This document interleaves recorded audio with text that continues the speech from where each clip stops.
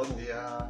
A veure, avui anem a parlar dels possessius. Què són els possessius? Pues són paraules que ens diuen de qui és un objecte o un animal, d'acord? Un substantiu en aquest cas, sempre. A veure, els possessius sempre acompanyen a un substantiu. Per tant, com els substantius tenen gènere i nombre, els possessius també han de tindre gènere i nombre, gènere femení, gènere masculí i el nombre singular o plural. Sempre. Tu no pots dir els nostres amics o els meus cotxes, queda mal.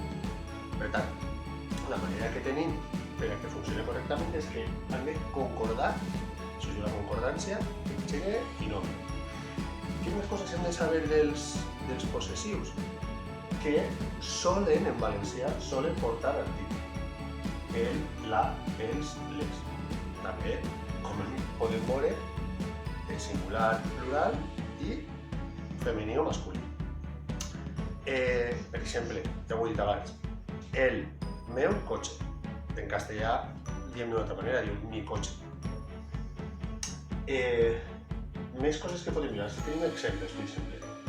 Els meus retoladors, d'acord? Com retoladors és una paraula masculina i està en plural, hem d'utilitzar els i meus, que són l'article i el possessiu, també igual, en masculí i en plural. La meua llibreta, femení singular, i el nostre hàmster, en masculí singular. I per últim, les seues flors, femení plural. Però en valencià hi ha un tipus de possessiu un poc especial. Es diu el possessiu en la forma àtona, però no feu cas. Jo li diria que és el possessiu carinyós. Quan ens referim a coses, persones o animals, amb els que tenim un feeling emocional, d'acord? Per exemple, pots dir el meu pare o també pots dir mon pare. Pots dir la meva mare, però també pots dir ma mare, ma tia, ma germana també se pot dir, o la meva germana, depèn de com vulguis dir-ho. Les dues maneres, les dues formes són correctes en aquests casos. És més estrany dir mon cotxe. No té molt de sentit. Normalment s'utilitzen persones, d'acord? I res més.